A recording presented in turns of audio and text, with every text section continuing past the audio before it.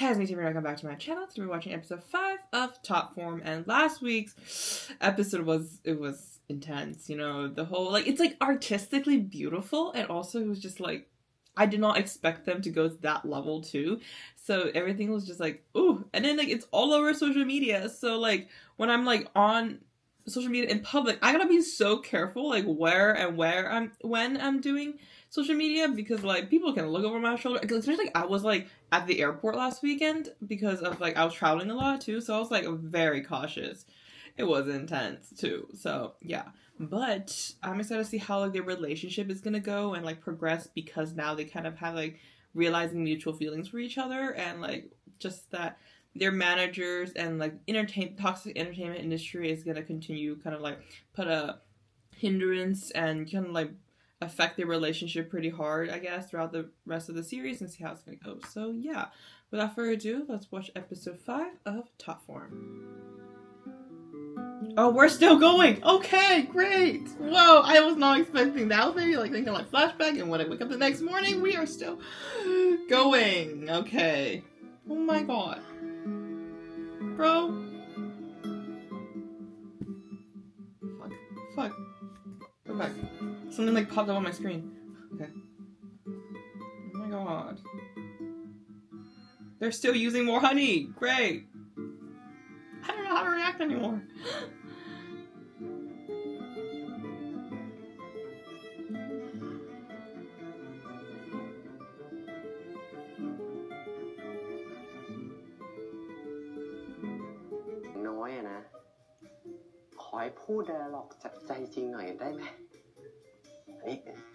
Oh my god, they're gonna do it.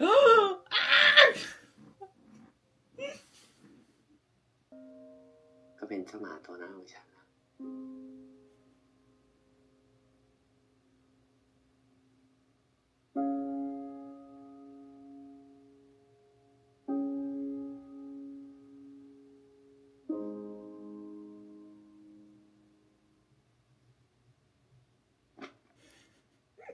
ให้ดูครั้งเดียวก็จำได้แล้วเหรอครับก็ฉันไม่ตะขิงไง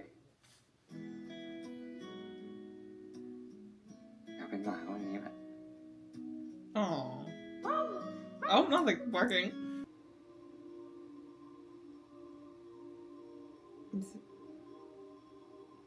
That you hear all that saying the title doesn't matter to him, but you can clearly see that it's affecting him. He's not that anymore. He doesn't have that title anymore, and it is affecting him. And I think that it's natural for somebody to have accomplished something for so long and kind of lose it now, compared to a new rookie who comes in that. It's gonna hurt, That's kind of how we always strive for the best, and now he's not the best. Well, in the sense of the popularity audience wise, it's not the best, and it's gonna hurt, even though he has this idea titles doesn't matter, because that's not what I'm thriving for. I'm thriving for being the best overall in the world. This is just one small title that is part of the journey of being what he needs to want to achieve. But at the same time, if you're in this toxic environment of constantly needing to show that you're the best and do more to maintain that popularity and that best, and everything is about being popular and having these titles,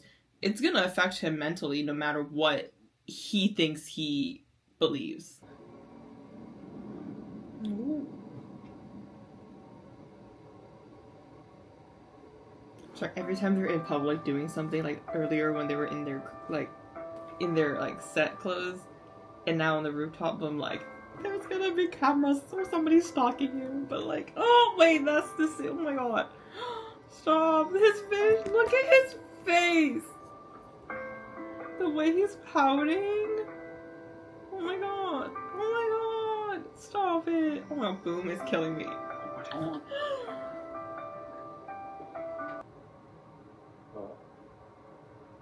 What is your relationship with him though?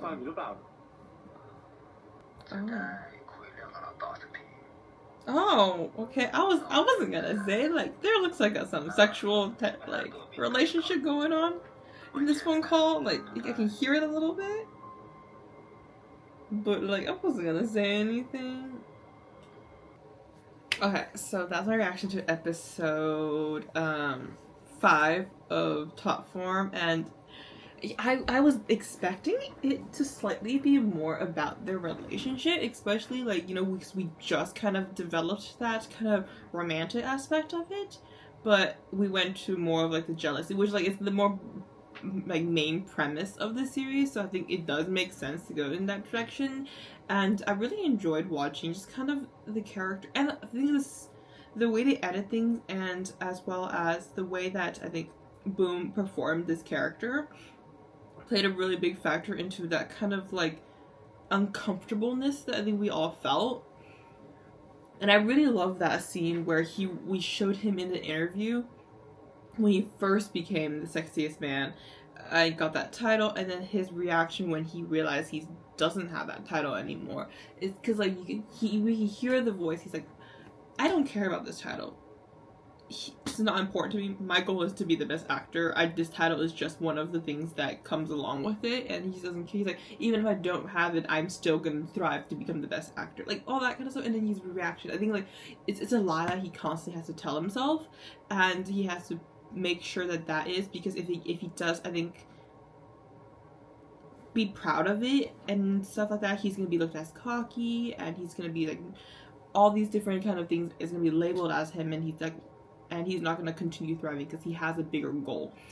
But at the same time, I think, like I said before, like being a human, like being at the top for so long, and you expect that to maintain that top because you constantly work even harder to get to that same level. You get bummed out when you don't get it because you put so much time and energy in, and time and energy is the most important. Like that's like the most important part of life. Is like we have limited time and limited energy, and we put so much of that the limit that we already have onto something very important to us, and we don't receive that end goal that we kind of been thriving for. It's gonna hurt really bad.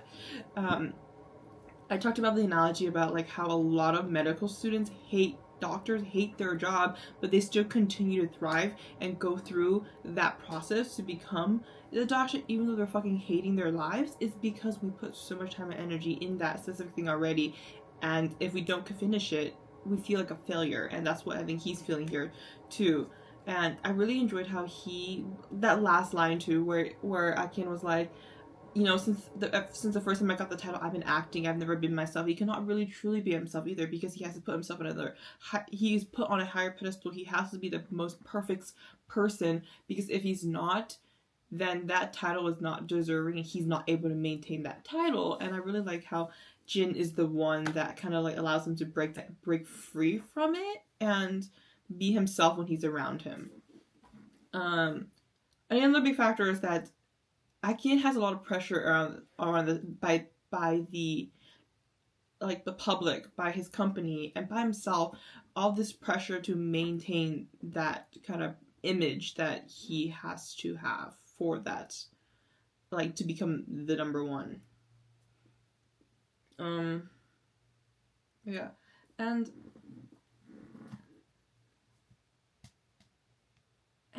I think I was like really, I think I laughed a little bit in that scene where he was like, he was like his reaction towards him not winning that title. And I was like, because like at the beginning I was saying that I feel like this episode's gonna be more like jealousy and possessiveness, and the idea of jealousy was, I think somebody else was gonna get close to, like they were gonna distance himself because they have to work and they've been busy and all that kind of stuff, and then somebody's gonna get close to Jin, and Akin's gonna get jealous and like kind of realize this. I thought that was the direction going, but like the jealousy that was actually in this episode was the jealousy is that somebody else is better than me now, and that person has been somebody that I was very comfortable with and I was really close to, that I thought I was going to be able to be with and just enjoy my time with, but now he's my competition. Well, he's always been the competition, but like now is the reality of that competition is being settled in too. So like, ooh, yeah, I can see why he was distancing himself. He's angry, he wants to thrive, and kind of like, you know, turn a cold shoulder towards him, because like it was not his expectation. He wasn't thinking that was going to happen. He was disappointed, and I'm sorry, disappointed, and I'm like, oh, okay, like all these things that Akin is feeling, I think is so human and so real, and like there isn't, I don't think there's anything wrong with his reaction. I think that's what it's a clear example, like, you can't be a saint. He's not a fucking saint. He is a human, and all these reactions he had was so true, and I really love that kind of communication that Jin has. He's always constantly asking if he's okay. He's always very caring because he loves Jin, and once again, that more submissive side of him. But at the same time, there was that kind of dominance too. He knows his feelings, and he ran out to get him because he needs that answer. He wasn't gonna like overly push him, but he needs that kind of closure, and I like that kind of characteristic in him. So it was fun to watch all of that in this episode. Jade is a really interesting character now because, like, who is this person that called him? Is he? I'm not sure if he's the other, because there's to be two more characters that is supposed to be together. I'm not really sure what that was, but like, I'm not sure if like I know this one of the actors was he in Chuang? I forgot. Let's search up the cast list because like there is a big cast. Not big. There's a medium-sized cast, but at the same time, we've only got like 3 big prominent character, which is Aki, Jin, and Jade. And we're like, what, halfway through the series already? Almost halfway? Where's the cast? Okay, Smart Boom, Toy is Jay, Peanut is his name.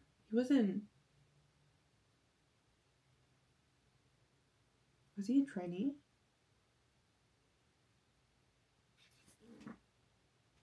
Yeah, he was in Trong Asia. Season 1. Season 2 just ended. And then Euro, I don't know who that is. Judy. What's his name? I'm trying to figure out who Lit is.